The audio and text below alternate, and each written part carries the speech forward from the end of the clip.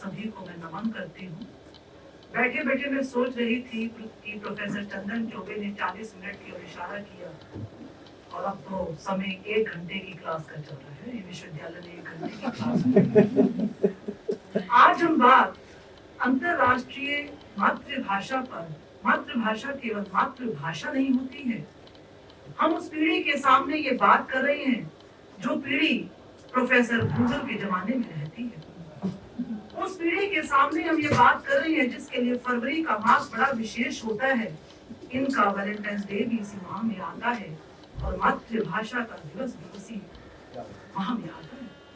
मैं सुबह से फेसबुक पर देख रही थी और मेरा मन हो रहा था कि मैं अपने किसी विद्यार्थी से कहूं कि देखो, अगले शोध का विषय अगर प्रोफेसर चंदन चौबे अगर दिल्ली विश्वविद्यालय स्वीकार कर ले तो बच्चे एक शोध करो और उसमें अपने वैलेंटाइंस डे और मातृभाषा दिवस की आप तुलनात्मक अध्ययन करो कि सोशल मीडिया पर कौन सा दिन अधिक छाया।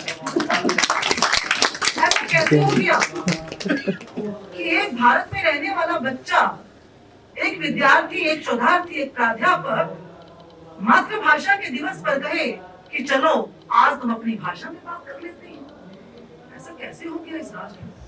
हम बात करते हैं भारतेंदु की। प्रोफेसर चंदन चौबे ने ऐतिहासिक दृष्टि हम सबके सामने रखी है। मैं उस इतिहास में नहीं जाना चाहूंगी। हम भारतेंदु की बात करते हैं, हम गांधी की बात करते हैं। गांधी के इसी राष्ट्र में गांधी से पहले देव दयानंद ने कहा था, गुजराती के थे, भाषा प्रेम हम सब जानते हैं। देव दयानंद ने कहा था, यदि इस राष्ट्र की पीढ़ी को आप बचा कर रखना चाहते हैं, इस राष्ट्र के भविष्य को बचा कर रखना चाहते हैं, तो इस पीढ़ी को मातृभाषा से कभी दूर मत होने देना। और 21वीं भारत की सबसे बड़ी समस्या ये है कि हमने अपने सामने वाली बैठी हुई पीढ़ी को मातृभाषा से दूर कर दिया। हमने इनके सामने एक मातृभाषा के साथ उसको जोड़ दिया।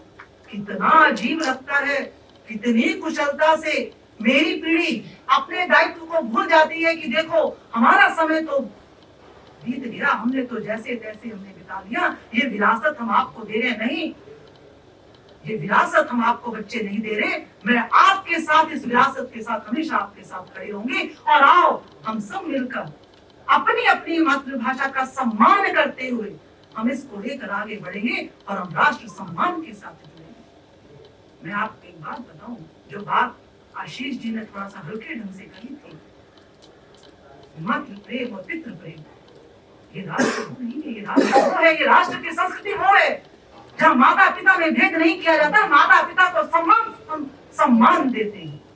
माता पिता दोनों मिलकर जब तक बच्चे का निर्माण करते हैं तब तक वो बच्चा स्व से सब तक जुड़ जाता है। एक परिवार में माता पिता और उसका बच्चा 3 सदस्य होते हैं। पुत्र विदेश में चला जाता है। एक दिन सुबह भोर के समय पर पत्नी अपने पति से कहती है कि उठो, थोड़ा सा बेटे को फोन लगाओ।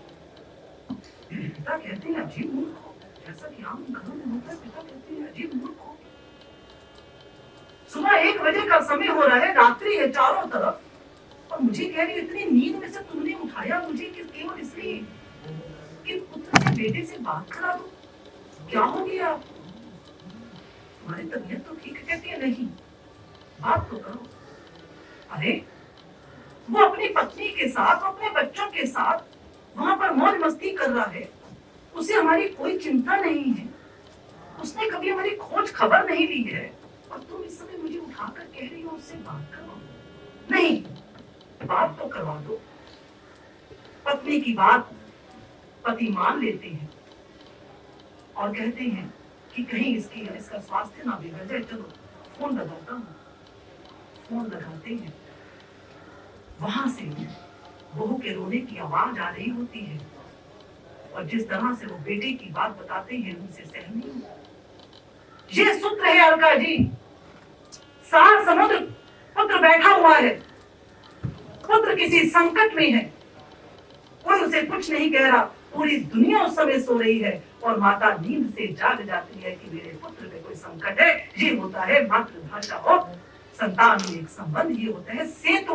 मातृभाषा जो हमारी मातृभाषा होती है वो हमेशा हमारे परिवेश में और संतान में यानी वर्तमान में और भविष्य में एक सेतु जोड़ती है। इसलिए वह केवल नहीं होता, वह मात्र नहीं, वह हमारी पहचान है।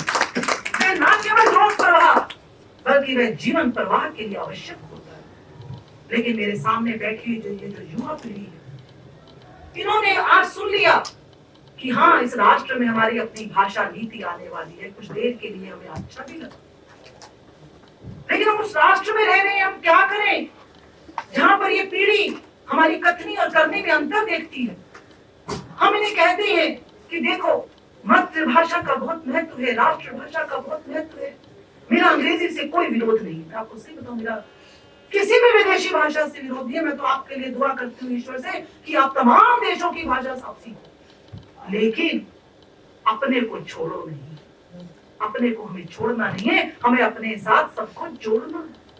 लेकिन इस देश के इतिहास को तोड़ मरोड़ कर प्रस्तुत किया जा रहा है। आज कैसे जो युवा माता पिता है, जिस वर्तमान के माता पिता ने जिस भविष्य की पीढ़ी को तैयार करना है, ये तो आज के माता पिता का आदरणीय अनिल जी, इनका वश नहीं चलता। 2-3 साल के बच्चे को लेके जाते हैं प्ले स्कूल, इसीलिए खुल गए प्ले स्कूल।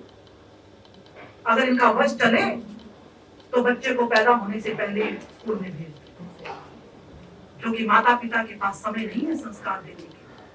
और उस समय, जिस समय बच्चे के भविष्य की, बच्चे के जीवन की नींव रखनी होती है, उस समय कोई अनपढ़ माता पिता नहीं, बल्कि पढ़ा लिखा माता पिता, पढ़ा लिखा माता पिता, उसकी क्या कोशिश होती है। हमारे माता पिता ने जब हमें विद्यालय में डाला था, आदरणीय चौबे जी, उनकी इच्छा थी कि हम कुछ सीख लेंगे, हम अच्छे व्यक्ति, अच्छे इंसान बन जाएंगे। लेकिन आज के माता पिता ये नहीं कहते कि मुझे अपनी संतान को अच्छा इंसान बनाना। हाँ, वो पहली शर्त होती है, स्कूल वो होना चाहिए जो कॉन्वेंट, जो अंग्रेजी अच्छी सिखाता हो। पहला, अरे क्या वहां पर अंग्रेजी में बातचीत होती है? ये पढ़े लिखे माता पिता की सोच है। क्या अंग्रेजी में बातचीत होती है? क्या मेरा बच्चा अंग्रेजी बोलना सीख जाएगा? और यदि वो बच्चा अंग्रेजी बोलना खुदा ना खासा नहीं सीख पाता, तो फिर तो उसकी क्लास जो है स्कूल में नहीं, क्लास से लगनी शुरू हो जाती है, घर से क्लास उसकी लगनी शुरू हो जाती है। कितनी विडंबना है इस राष्ट्र में। कई स्कूल ऐसे हैं आशीष जी, कई स्कूल ऐसे हैं जहां पर बच्चों को अंग्रेजी ना बोलने पर फाइन लगता है, दंड मिलता है। और वो दंड बच्चों को नहीं होता, वो उसके माता पिता को मिलता है। लेकिन फिर भी हम लोग जागरूक नहीं होते। आज हमें चिंतन करना है। चिंता तो आशीष जी से लेकर आदरणीय चौबे जी तक सबने कहा कि चिंतनीय स्थिति है, शोचनीय स्थिति है। इसलिए इस चिंतनीय स्थिति में हमें चिंतन करना है। साहित्य संस्कृति फाउंडेशन के माध्यम से हम चिंतन करते हैं और युवा पीढ़ी को अब ये दायित्व लेना है। हम सब अपने दायित्व से बचते रहे, आपके साथ हम आ रहे हैं कि आओ हम मातृभाषा पर हम लड़ाई ना करें। हम ये ना कहें कि 8वीं अनुसूची में ये हमारी भाषा आनी चाहिए, उसकी क्यों, हमारी क्यों नहीं। हमारी उसकी में बहुत हो गया। हमारी उसकी में चलते चलते ये देश कहां से कहां पहुंच गया। हम आगे नहीं बढ़ रहे हैं, बहुत पीछे जा रहे हैं।